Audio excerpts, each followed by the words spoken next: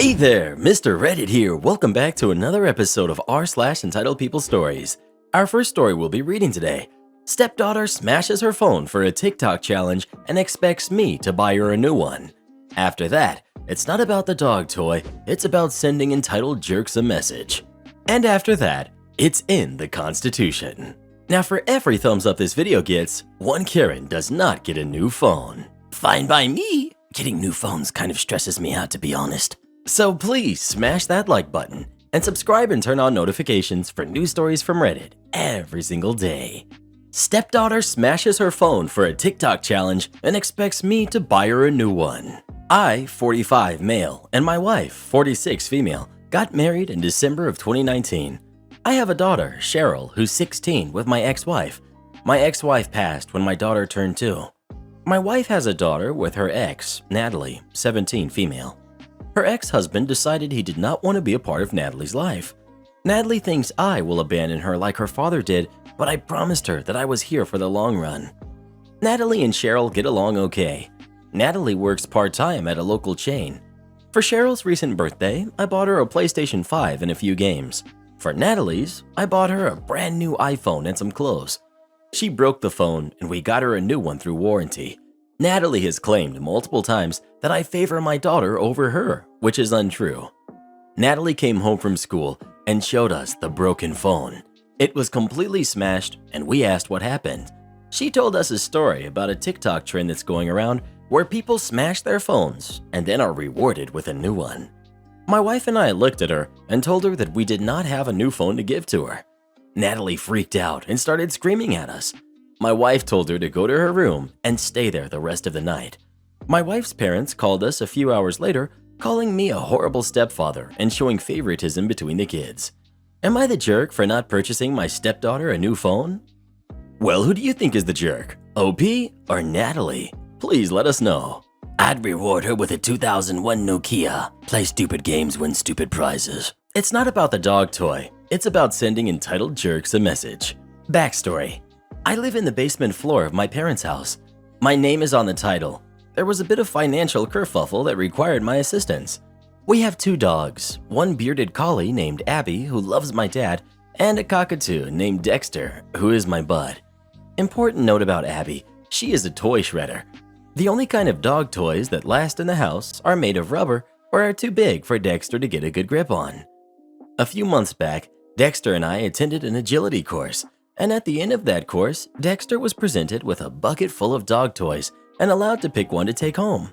He pulled out a purple fuzzy monkey thing that had some skinny ropes coming out. Forgive me if I slip and call it a tug monkey.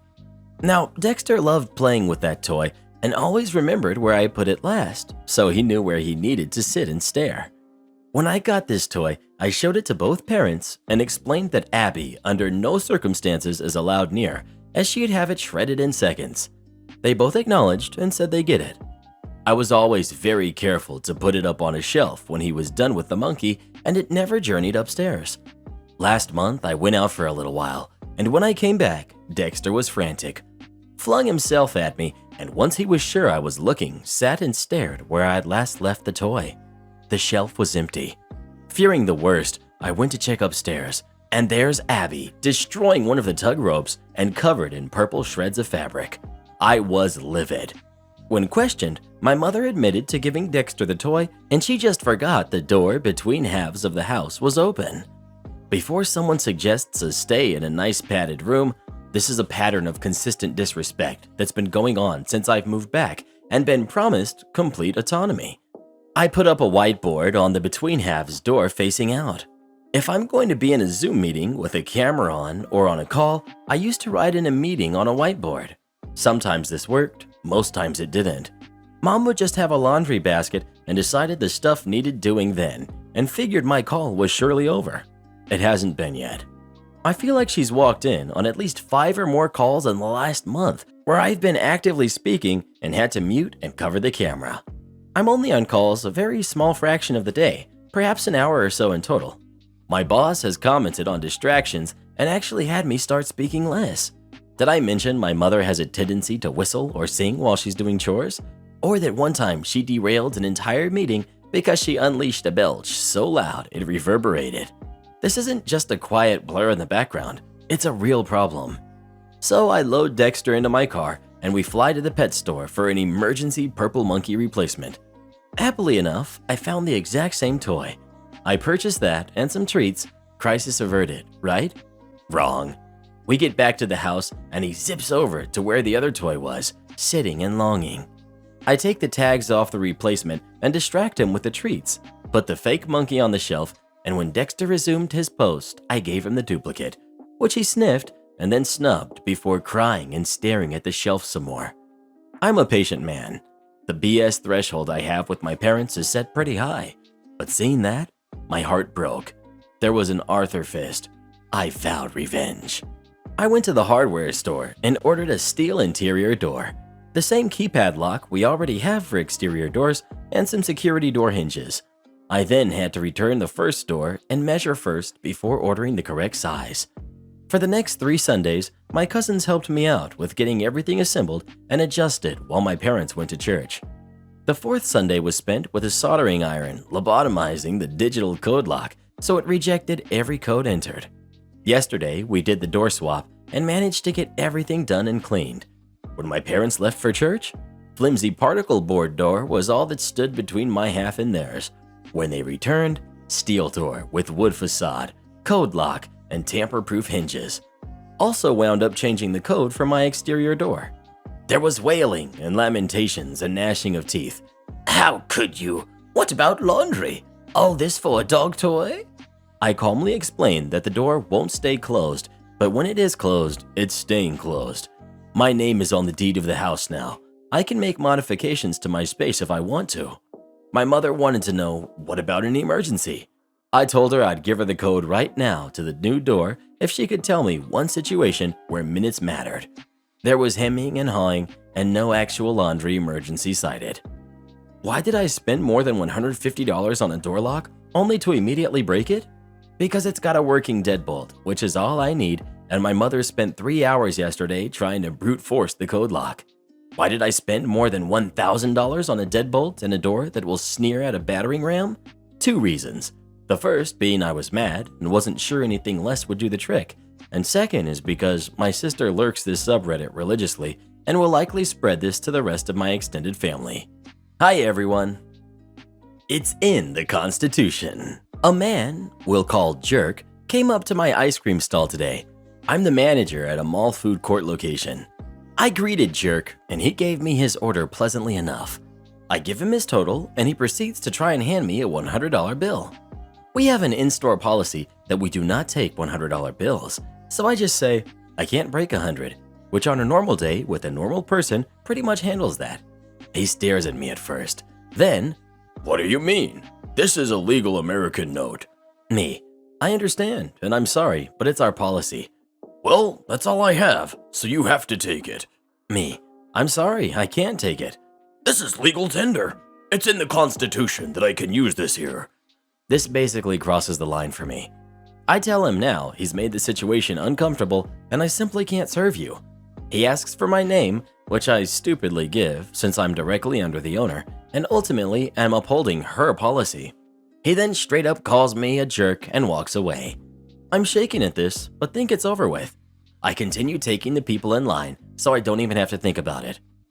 Jerk comes back up not 10 minutes later with his wife, Karen, in tow. She's already charged up and ready to yell. Karen says she has a debit card, but I tell them I still don't feel comfortable serving them. I say first thing, your husband called me a jerk, to which Karen quickly says, because you deserved it. You gave him attitude for no reason. One of my staff members starts arguing with Karen about how it's a store policy that none of us even have control over, and it turns into a yelling match. I turn to a different staff member and tell her to go find a security guard. Karen laughs and says a security guard isn't going to do anything. I respond just saying, at least they'll get you away from us. While we're waiting for security, I keep taking orders. Jerk stands at the end of the counter saying I'm going to have a discrimination lawsuit on my hands. I'm going to be dealing with corporate for this. Karen finds one of the real cops that are hired to patrol the mall and brings him over before security shows up. I'm still cheerfully, admittedly literally shaking, taking people getting in line while they talk to the cop. Eventually the cop comes up and says Jerk has admitted that he was in the wrong for the most part. And don't you think we can come to a resolution here? I say I'm sorry, but I still won't be serving them. He says, well, come on, what if I'm here? I'm already frustrated with a shaky voice when I say, that man is using my name to intimidate me. He called me a jerk. There's another place to get what they want 2 stalls down. They can head there. The cop keeps silent eye contact as if he doesn't really accept this answer, so I offer to just call the owner for him. He slowly shakes his head and says not to worry about it. He goes back to Jerk and Karen, who I can hear, how can they do this? And, well, how do I get in contact with corporate? As if the cop has a clue. They eventually did go 2 stalls down. The cherry they couldn't resist to put on top was calling me and my 4 teenage girl staff members names as they walked back past with their purchase. The entitlement and the audacity, unreal. You're on a performance notice. No raise, no bonus, no work from home, no overtime, and then lockdown happens. So I've posted a few stories about my wonderful old manager. Let's just call her Samantha. This story is about a coworker we will call Joe. And from day one, it was obvious that Joe was one of the hardest working people on the team, and Samantha could not stand him. So this is a few years into Joe's tenure with the team, and for whatever reason or another, Samantha decides to put Joe on performance notice, which is basically an HR notice that you have 6 months to get your crap together or you're fired. The reason on the paperwork? Improper attitude. Joe was the type of guy to always speak his mind, and while management says they live this, brutal experience shows this is a lie. The problem with notice is it also comes with penalties. No work from home. They literally take your laptop away and bring you a thin client. No approved overtime and no learning new things or assignments. Oh, and no raise or bonus. You have to prove you do your job well, and then after the 6 months, if you're not fired, the manager can extend with an additional probation period of another 6 months. January of every year is when we find out about our raises and bonuses from the previous year. And to put it delicately, that January they did us over, to the point that one person walked out and 2 older employees, 30 plus years, took packages. Come February, we are drowning, and Joe can't work overtime and Joe can't learn new things. Manager's orders, remember? Well, this is the middle of Joe's probation period, as Samantha predictably extended his notice. So this is where we find ourselves, mid-March 2020. Cue malicious compliance. During the lockdown, they send the whole company home. Everyone is working from home except Joe. He is home, just not working. He technically can't, and about 2 weeks into the lockdown is when Samantha finally notices. She goes ballistic. Why aren't you working? Blah blah blah, on a team email with everyone CC'd. He replies all. As you know, I am on coaching and cannot work from home. Tries to get HR to fire him, to which they reply, Samantha, you elected to continue the notice, which still has 4 months. We can't issue him a laptop until it expires. Turns out the only way to rectify it ASAP was to petition formally with the head of HR that putting Joe on a performance notice was done in error and have all parties sign, including Joe. All this happens, except Joe refuses to sign. He won't sign until they give him his bonus and raise, which they do. The whole thing took a month of Joe basically on a free vacation. Edit. Well, I didn't expect this one to blow up like this, but there have been some questions that I feel I need to add some context to. First is the work we do. It's easy. Like a stereotypical corporate job, a concerted effort of maybe 3 hours a day is enough to do your job. Most people mess around, chit-chat, and milk the day. Some people go even further and milk the work so much that they need help with their workload. We have a coworker who would literally watch Netflix all day. Management either never figured it out or didn't care. I've had days where I've done all my work before lunch and took it easy the rest, and then I've had days where I didn't do a thing all day. Incompetent management creates gray areas. As long as the work gets done, they don't look too deep into who is doing what, and people get away with minimal work. Knowing others will pick up the slack. This is where Joe found himself when lockdown started. The company, which has never had all of its employees, or even a good amount, remote at the same time, was unprepared on how to handle the situation, and our managers were even less prepared. Joe literally just found himself forgotten and didn't raise his hand to tell anyone for a bit. Gave her what she asked for. So I'm 17, male, and I got my first job recently, thanks to the people who gave me advice during my first interview. I work as a kitchen staff in a dessert store, selling cookie doughs, waffles, ice cream, churros, etc. So the store works from 1 p.m. until midnight because people crave sugar at night, so it gets extremely busy from evening till night. I work during the evenings and it is very, very busy. There will be an insane amount of tickets for delivery and in-house orders, so there's usually like 3 or 4 people in the kitchen. But yesterday I was alone with the owner. One of the kitchen staff is on holiday and others caught sick. They're brothers. So I and the owner had to handle the kitchen alone, and luckily the owner was extremely fast with his hands and feet, so we were barely able to keep up with the orders until comes, I don't know what to name her, so I'm just gonna go with Karen. Karen came alone and ordered a ridiculous order I didn't expect. But before that, and this is what my coworker told me, and I got permission to tell her side, Karen came into the store and demanded she is seated in one of the booths that's for groups. Reason because is that the seats are more comfortable, and I actually agree on that part. But it was annoying for my coworker because she's busy and the other front house member is late, so she's the only one in front of house. And the store is bustling with customers and orders, but she just let it slide and let Karen sit at the booth. Throughout the service, Karen kept annoying my coworker with stupid questions like, "Does the strawberry waffle have strawberry?" Or, "What chocolate does the Nutella waffle have?" etc. Even when my coworker is in the middle of talking to another customer, Karen will rudely interrupt and ask her more stupid questions, to the point my coworker had to go to the back room to calm down before coming back out with a forced smile. Anyway, then she made the ridiculous order that made the whole evening go to crap. This was her exact order. Chocolate loco crepe with strawberries and red velvet cookie dough on top. On top. She also got a milkshake, which was dumb as well, but she didn't cause an issue over it. It was a Skittle milkshake, but she only wants the red Skittles. We put in red food dye to make it look like it was blended with only the red Skittles. At first, when I read the ticket, I thought there was an error or something, and that it was meant to be 2 separate orders, so I confirmed it with my coworker. Me. Hey, did you make a mistake or something? Coworker.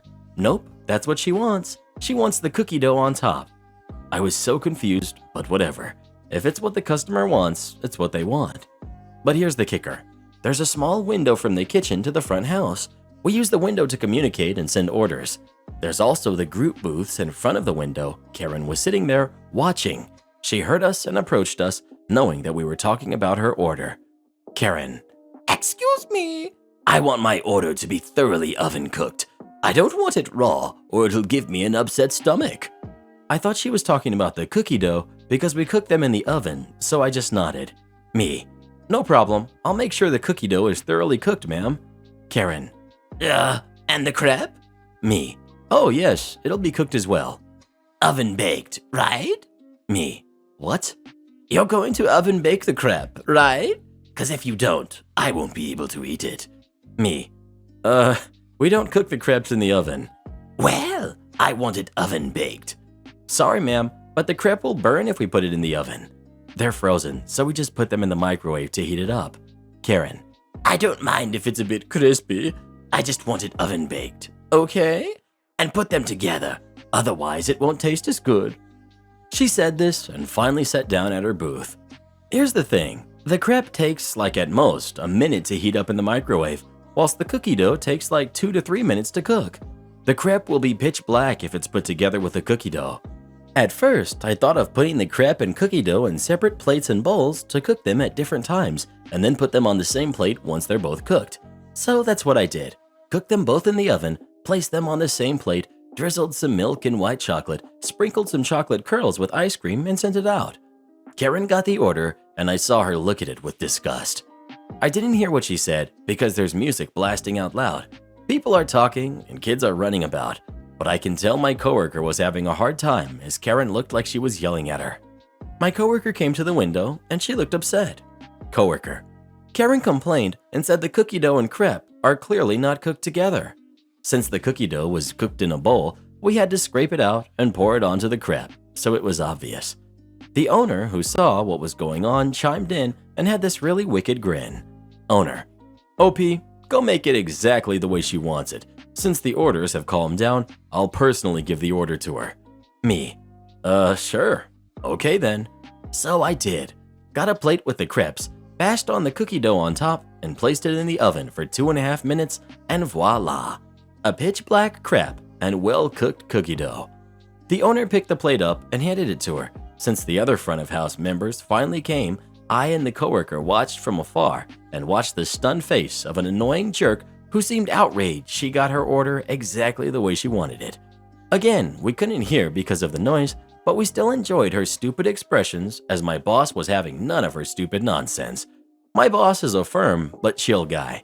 He doesn't take crap from anyone, so he enjoys talking to people like her. So she marched out and began yelling, "Karen, I'm never coming back here again to this stupid place," and left just like that. Me and coworker laughed like two hyenas, knowing that jerk got what she deserved. Am I the jerk for refusing to give my daughter her room back? I'm a father of two, Natalie, age 24, and Jonathan, age 17. Jonathan had mobility issues throughout his childhood, and it got worse as he grew up.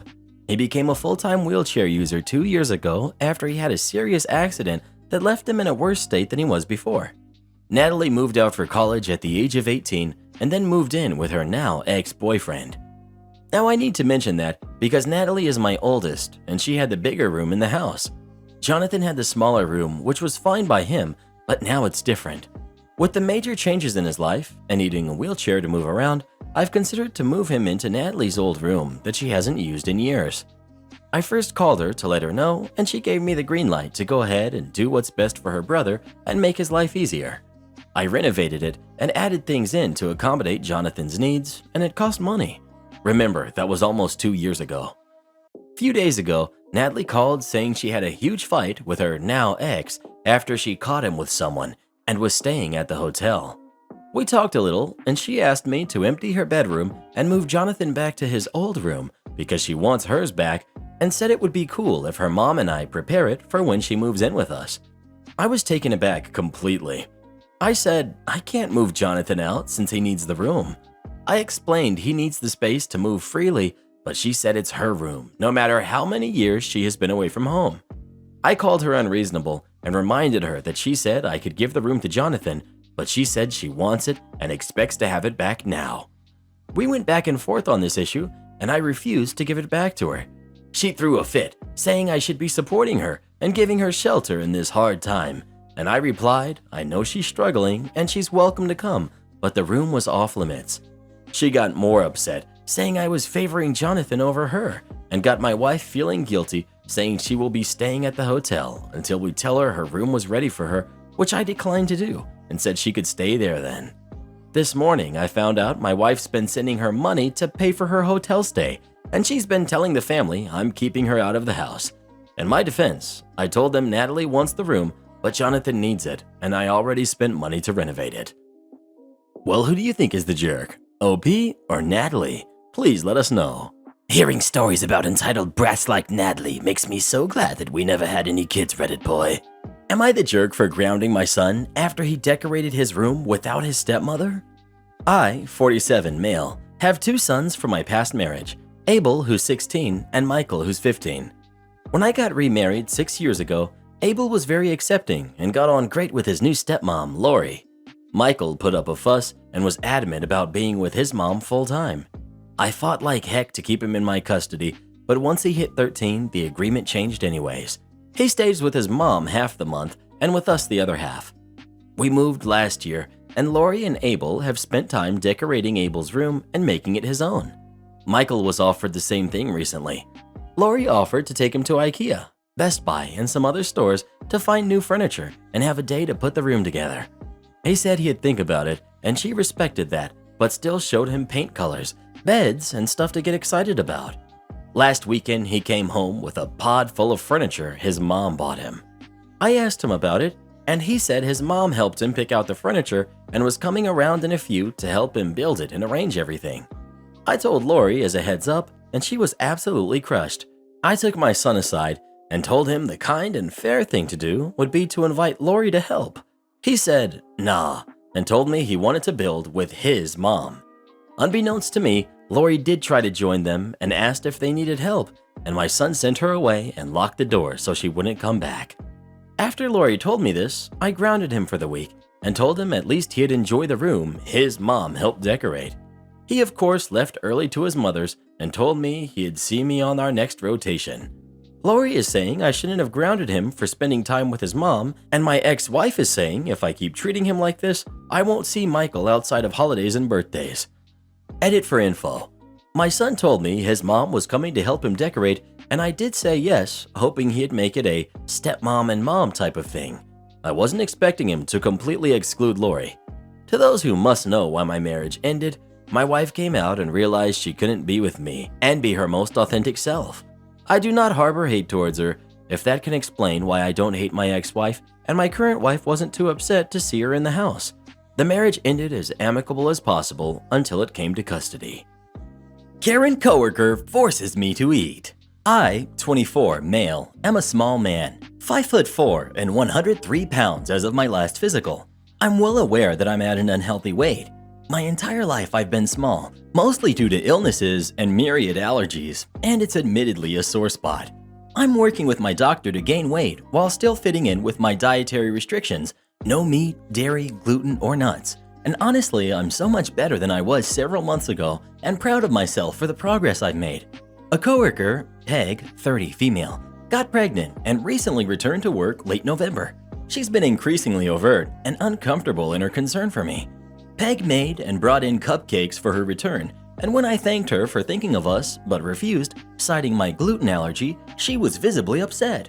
She didn't shout or complain much, just sighed heavily and said that she would put this one in the break room with the rest. I felt awful. Then she brought me a steak sandwich the next day on gluten-free bread. Again, I thanked her, but I had brought in my own lunch and needed to focus on that. Peg told me it was in the fridge for when I finished. Ended up bringing it home so she wouldn't feel bad and gave it to my boyfriend. Next day, she approached again. I refused again. She insisted. By now, we weren't alone in the break room. She joked that it was rude to refuse a home-cooked meal in favor of that, my lunch. At that point, I just took it and thanked her. Boyfriend ended up eating it. Then she just started leaving bagged snacks on my desk. She would approach with a snack or a portion of whatever she made for dinner the night before, and not leave me be until I had taken it. I went to our boss and explained that I felt uncomfortable and was told that she was probably feeling maternal and it would negatively impact morale to discourage her. So, been taking notes since then. What days Peg has given what, when, who witnessed it, etc. From 12/8 to now, she's done it 23 times. Yesterday, I took Peg aside and explained that while I was touched, I would appreciate it if she wouldn't bring in anything else. She said that I should have said something sooner. She was only trying to help. Have I seen myself in a mirror? Does your boyfriend like you starving yourself? Among other phrases. Livid, I told her that maybe I didn't feel like sharing my personal medical history with her just so that my wishes were respected. For God's sake, we work with a hospital. Don't you know anything about HIPAA? We parted from there, me childishly storming off and her in tears. Have I already been a huge jerk? And would a report to HR just be the icing on the cake? I went to HR, saying that the matter was settled, but I wanted it documented. Subsequently, was told that there would be an investigation and the incidents would be corroborated with witnesses. Because, as is, the full record, I claim, is severe enough to warrant potential action for Peg and several other coworkers who also engaged in her behavior. HR started the process, apparently immediately, because I walked in yesterday to a crap storm. This plunged the department into war. Many agree Peg was out of line. Some told me I should have kept the status quo. Some said I was ungrateful and entitled. One said I should have handled this maturely, and who could blame her when I look like that, and I should be ashamed of myself. Another coworker suggested I work from home. Another told me he was sorry for not stepping in. I went to go get my lunch out of the fridge, only to find someone had disposed of it and left behind the empty Tupperware. Nearly everyone has an opinion. The people in my corner have advised me to keep my head down and to take care. My boss held a meeting, first with Peg and me, then a second with just me. During the one with Peg, I was told to apologize for my part and Peg likewise. I'm sorry if I made you uncomfortable by caring about your health. My boss asked if I was satisfied now. I brought up Peg's comments and my boss said I invited them. No one would call that harassment and I need to work on myself. Together, we went through each of the 23 events. She excused each of them until I was left to feel like I'd been harassing Peg. The next meeting was even worse. Effectively, boss said, "I told you not to retaliate, and instead, you searched Peg out to harass her, and your actions have expressed a worrying lack of cooperation with me and your team." She was also disappointed that instead of explaining that I needed her to resolve things, I escalated the situation well beyond the point of reason, and cruel to someone who only wanted to help. She said I won't get far in life, and I'm not likely to get anywhere vocationally if I can't be a team player and actively sabotage a happy workplace. She hoped I will learn from this teachable moment how to behave in a collaborative environment, as it's inappropriate to involve HR for small misunderstandings. Boyfriend is mad. I'm just tired, confused, and hurt. HR seemed sympathetic. Boss is very clearly on Peg's side. The office is split and tense. Currently updating my resume and job searching. It really does feel like a nightmare. Haven't felt good going into work for a while, and this just made it 10 times worse. Support the channel by joining as a member today, and we'll give you a shout out in our next video. Or come watch this video next. You won't believe what Karen says in that one.